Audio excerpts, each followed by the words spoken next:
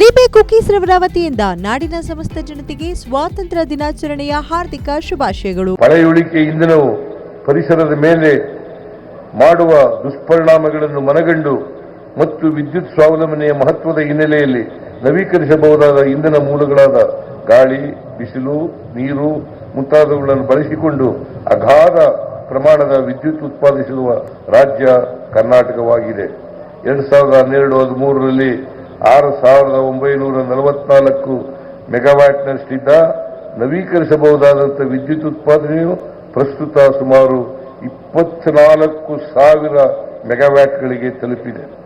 ಜನರ ಬದುಕಿನ ಜೊತೆ ನೇರವಾದ ಸಂಬಂಧ ಹೊಂದಿರುವ ಕಂದಾಯ, ಆರೋಗ್ಯ, ಗ್ರಾಮೀಣಾಭಿವೃದ್ಧಿ ಮತ್ತು ನಗರಾಭಿವೃದ್ಧಿ ಇಲಾಖೆಗಳನ್ನು ಜನಸ್ನೇಹಿಯಾಗಿಸಲು ನಿರಂತರವಾಗಿ ಪ್ರಯತ್ನಿಸುತ್ತಿದ್ದೇವೆ. ಕಂದಾಯ ಇಲಾಖೆಯಲ್ಲಿ ಬಹಳ ಕಾಲದಿಂದ ಬಾಕಿ ಇದ್ದ 40,000ಕ್ಕೂ ಹೆಚ್ಚಿನ ಅಳತೆ ಕೆಲಸಗಳು ಮುಗಿದಿವೆ. ಭೂ ಸುರಕ್ಷಾ ಯೋಜನೆಯಡಿಯಲ್ಲಿ 100 ಕೋಟಿ ಪುಟಗಳಷ್ಟು ದಾಖಲೆಗಳನ್ನು ಡಿಜಿಟೈಸ್ ಮಾಡಿ ಸಾರ್ವಜನಿಕರು ಕೂತಲ್ಲಿಯೇ ತಮ್ಮ ಆಸ್ತಿಗಳ ದಾಖಲೆಗಳನ್ನು ಪಡೆದುಕೊಳ್ಳುವ ವ್ಯವಸ್ಥೆ ಕಲ್ಪಿಸಲಾಗಿದೆ. ನಮ್ಮ ಸರ್ಕಾರದ ಆದ್ಯತೆಯ ವಿಷಯಗಳಲ್ಲೊಂದಾದ ಕಂದಾಯ ಗ್ರಾಮ ಯೋಜನೆಯಲ್ಲಿ ಇತ್ತೀಚೆಗೆ ತಾನೇ 1.11 ಲಕ್ಷ ಹಕ್ಕುಪತ್ರಗಳನ್ನು ನೀಡಲಾಗಿದೆ. ಹೊಸದಾಗಿ 3,300 ಮಜರೆ, ಹಟ್ಟಿ, ತಾಂಡಾಗಳನ್ನು ಗುರುತಿಸಿ ಕಂದಾಯ ಗ್ರಾಮಗಳನ್ನಾಗಿ ಪರಿವರ್ತಿಸಿದ್ದೇವೆ.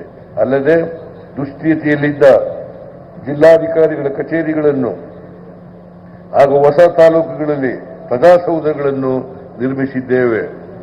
ಇಂದು ವೈದ್ಯಕೀಯ ಶುಲ್ಕಗಳು ದುಬಾರಿಯಾಗುತ್ತಿದ್ದು ಬಡ ಮಧ್ಯಮ ವರ್ಗದವರಿಗೆ ಉತ್ತಮ ವೈದ್ಯಕೀಯ ಸೇವೆಗಳು ಲಭ್ಯವಾಗಬೇಕು ಎಂಬ ನಿಟ್ಟಿನಲ್ಲಿ ನಮ್ಮ ಸರ್ಕಾರ ಹಲವಾರು ಉಪಕ್ರಮಗಳನ್ನು ಸಾಧಿಸಿದ್ದು ಇವು ಜನಮೆಚ್ಚುಗೆ ಗಳಿಸಿಕೊಂಡಿವೆ. ಬಿಮ್ಸ್ ಬೆಳಗಾವಿಯ ಆವರಣದಲ್ಲಿ ಸೂಪರ್ ಸ್ಪೆಷಾಲಿಟಿ ಆಸ್ಪತ್ರೆ ನಿರ್ಮಾಣದ ಕಾಮಗಾರಿಗಳು ಪೂರ್ಣಗೊಂಡಿರುತ್ತದೆ. ಕಲಬುರಗಿಯಲ್ಲಿ 371 ಹಾಸಿಗೆ ಸಾಮರ್ಥ್ಯದ ಜಯದೇವ ಹೃದ್ರೋಗ ವಿಜ್ಞಾನ ಮತ್ತು ಸಂಶೋಧನೆ ಸಂಸ್ಥೆಯನ್ನು 304 ಕೋಟಿ ರು ವೆಚ್ಚದಲ್ಲಿ ನಿರ್ಮಿಸಲಾಗಿದೆ. ಗದಗದಲ್ಲಿ ಕ್ಯಾತ್ ಲ್ಯಾಬ್ ಸೌಲಭ್ಯದೊಂದಿಗೆ ಸೂಪರ್ ಸ್ಪೆಷಾಲಿಟಿ ಹೃದ್ರೋಗ ಘಟಕವನ್ನು ಪ್ರಾರಂಭಿಸಲಾಗಿದೆ. ಆರೋಗ್ಯ ಇಲಾಖೆಯಲ್ಲಿ ನಮ್ಮ ಸರ್ಕಾರವು ಹಲವಾರು ಹೊಸ ಕಾರ್ಯಕ್ರಮಗಳನ್ನು ಜಾರಿಗೆ ತಂದಿದೆ. ಮುಖ್ಯವಾಗಿ ಪುನೀತ್ ರಾಜ್ಕುಮಾರ್ ಹೃದಯ ಜ್ಯೋತಿ ಯೋಜನೆಯನ್ನು ರಾಜ್ಯಾದ್ಯಂತ ವಿಸ್ತರಿಸಲಾಗಿದೆ.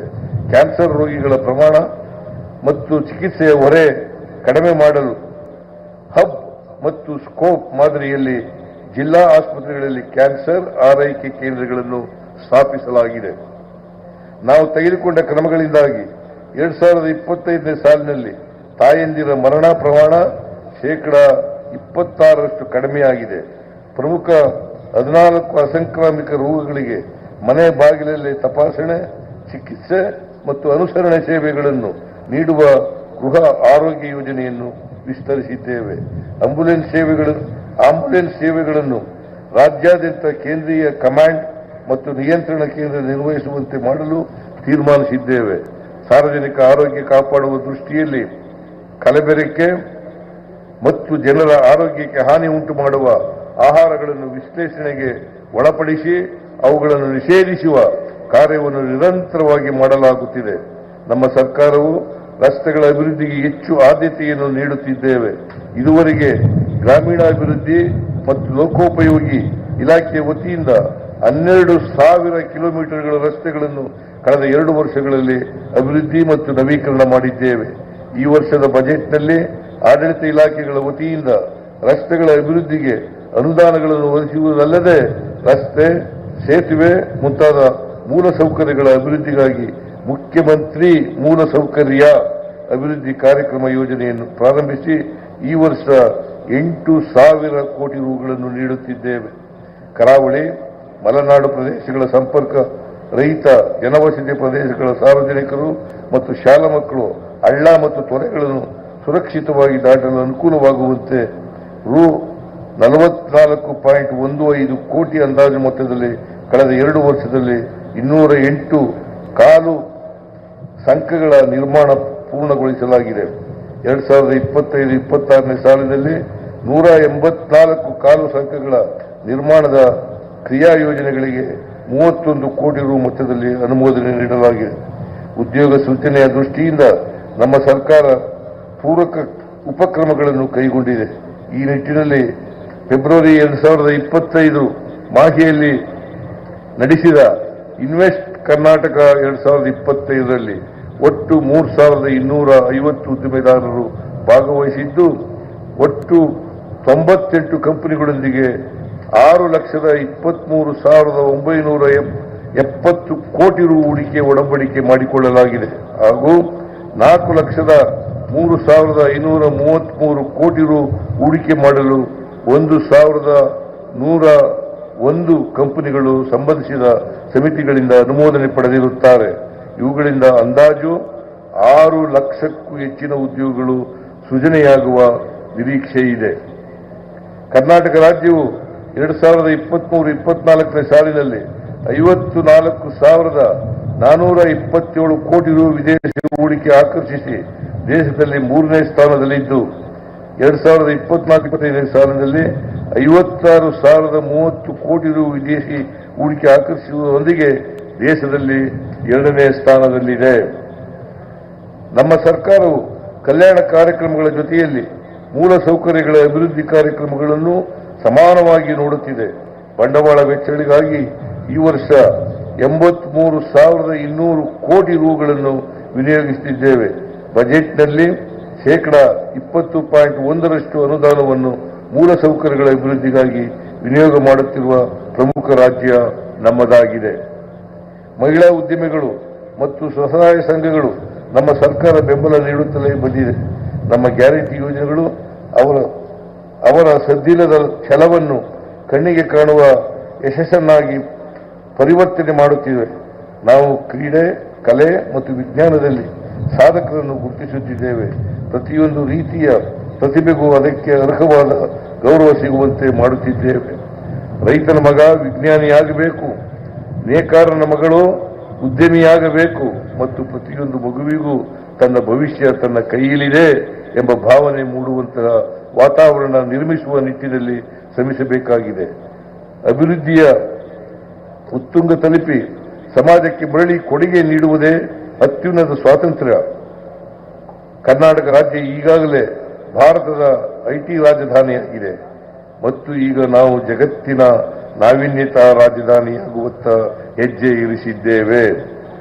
ನಾವು ಕ್ವಾಂಟಮ್ ತಂತ್ರಜ್ಞಾನ, ಕೃತಕ ಬುದ್ಧಿಮತ್ತೆ, ನವೀಕರಿಸಬಹುದಾದ ಇಂಧನ ಮತ್ತು ಜೈವಿಕ ತಂತ್ರಜ್ಞಾನದಲ್ಲಿ ಮುಂಚೂಣಿಯಲ್ಲಿದ್ದೇವೆ. ದೇಶದ ಮೊದಲ ಕ್ವಾಂಟಮ್ ಕಂಪ್ಯೂಟರ್ ಕರ್ನಾಟಕದಲ್ಲಿದೆ. ನಮ್ಮ ಕರ್ನಾಟಕ ಕ್ವಾಂಟಮ್ ಮಿಷನ್ ವಿಜ್ಞಾನದ ಭವಿಷ್ಯವನ್ನು ರೂಪಿಸಲಿದೆ. ನಾವು ಕೇವಲ ಉದ್ಯೋಗಗಳನ್ನು ಸೃಷ್ಟಿಸುತ್ತಿಲ್ಲ, ಜನರ ಜೀವನವನ್ನು ಬದಲಾಯಿಸುವಂತಹ ಆಲೋಚನೆಗಳು, ಆವಿಷ್ಕಾರಗಳು ಮತ್ತು ಹೊಸತನಗಳನ್ನು ಸೃಷ್ಟಿಸುತ್ತಿದ್ದೇವೆ. ನಮ್ಮ ಈ ಆಲೋಚನೆಗಳು ಗಡಿಯಾಚೆಗೂ ತಲುಪಿವೆ. ಪ್ರಾದೇಶಿಕ ಅಸಮಾನತೆಯನ್ನು ಹೋಗಲಾಡಿಸುವ ನಿಟ್ಟಿನಲ್ಲಿ ಶ್ರಮಿಸುತ್ತಿರುವ ನಮ್ಮ ಸರ್ಕಾರವು ಪ್ರೊಫೆಸರ್ ಗೋವಿಂದ ರಾವ್ ಅವರ ಅಧ್ಯಕ್ಷತೆಯಲ್ಲಿ ಸಮಿತಿಯನ್ನು ರಚಿಸಿದೆ. ಈ ಸಮಿತಿಯು ವರದಿಯನ್ನು ನೀಡಿದ ಕೂಡಲೇ ಅದನ್ನು ಅನುಷ್ಠಾನ ಮಾಡಲು ಪ್ರಾಮಾಣಿಕ ಪ್ರಯತ್ನ ಮಾಡುತ್ತೇವೆ. ನಾವೆಲ್ಲರೂ ಗಮನಿಸಿರುವ ಹಾಗೆ ನಮ್ಮ ಹೊಸ ತಲೆಮಾರು ಮೊಬೈಲ್ ಫೋನು, ಇಂಟರ್ನೆಟ್ ಮುಂತಾದವುಗಳ ಭರಾಟೆಯಲ್ಲಿ ವಿಪರೀತ ತಲ್ಲಣಗಳನ್ನು ಎದುರಿಸುತ್ತಿದೆ. ಖಿನ್ನತೆ, ಆತಂಕ, ವಿನಾಕಾರಣ ಸಿಟ್ಟು, ದ್ವೇಷ ಮುಂತಾದ ಭಾವನೆಗಳಲ್ಲಿ ಸಿಲುಕಿ ಸಂಕಷ್ಟಪಡುತ್ತಿದೆ. ಈ ಸಾಮಾಜಿಕ ಸಮಸ್ಯೆಯನ್ನು ಹೋಗಲಾಡಿಸಲು ನಾವೆಲ್ಲರೂ ಸೇರಿ ಹೊಸ ದಾರಿಗಳನ್ನು ಹುಡುಕಿಕೊಳ್ಳಬೇಕಾಗಿದೆ. ಈ ನಿಟ್ಟಿನಲ್ಲಿ ನಾವು ಮೊಬೈಲ್ ಬಿಡಿ, ಪುಸ್ತಕ ಹಿಡಿ ಮತ್ತು ಓದು ಕರ್ನಾಟಕ ಎಂಬ ಕಾರ್ಯಕ್ರಮವನ್ನು ರೂಪಿಸಿದ್ದೇವೆ. ಕರ್ನಾಟಕವನ್ನು ನಕ್ಸಲ್ ಮುಕ್ತ ರಾಜ್ಯವೆಂದು ಘೋಷಿಸಿದ್ದೇವೆ. ಹಾಗೆಯೇ ನಾವೆಲ್ಲರೂ ನಮ್ಮ ಹೆಮ್ಮೆಯ ರಾಜ್ಯವನ್ನು ಡ್ರಗ್ಸ್ ಮುಕ್ತ ರಾಜ್ಯವನ್ನಾಗಿ ಘೋಷಿಸಬೇಕಾಗಿದೆ. ಈ ಹೋರಾಟದಲ್ಲಿ ಪ್ರತಿ ಪ್ರಜೆಯೂ ಯೋಧರಂತೆ ಕೆಲಸ ಮಾಡಬೇಕಾಗಿದೆ. ಸರ್ಕಾರವು ಈಗಾಗಲೇ ಈ ವಿಚಾರದಲ್ಲಿ ಸಕಲ ಆಯಾಮಗಳಲ್ಲಿ ಕೆಲಸ ಮಾಡುತ್ತಿದೆ. ಒಕ್ಕೂಟ ಸರ್ಕಾರವು ತೆರಿಗೆ ಮುಂತಾದ ಸಂಪನ್ಮೂಲಗಳನ್ನು ಹಂಚುವಾಗ ನಿಷ್ಪಕ್ಷಪಾತದ ಧೋರಣೆ ಅನುಸರಿಸುತ್ತಿಲ್ಲ. ಐಟಿ, ಇಡಿ, ಸಿಬಿಐ ಮತ್ತು ಕೆಲವು ಸಂವಿಧಾನಿಕ ಸಂಸ್ಥೆಗಳು ಪ್ರಜಾಪ್ರಭುತ್ವದ ಹಾಗೂ ಸಂವಿಧಾನದ ನೈಜ ಮೌಲ್ಯಗಳ ಉಳಿವಿಗಾಗಿ ಕಾರ್ಯನಿರ್ವಹಿಸುತ್ತಿಲ್ಲ. ಎಂಬ ಆಕ್ರೋಶವು ವಿವಿಧ ವೇದಿಕೆಗಳಿಂದ ವ್ಯಕ್ತವಾಗಿದ್ದಿದೆ. ಈ ಕುರಿತು ಜವಾಬ್ದಾರಿ ನಾಗರಿಕರೆಲ್ಲ ಧ್ವನಿ ಎತ್ತಬೇಕಾಗಿದೆ.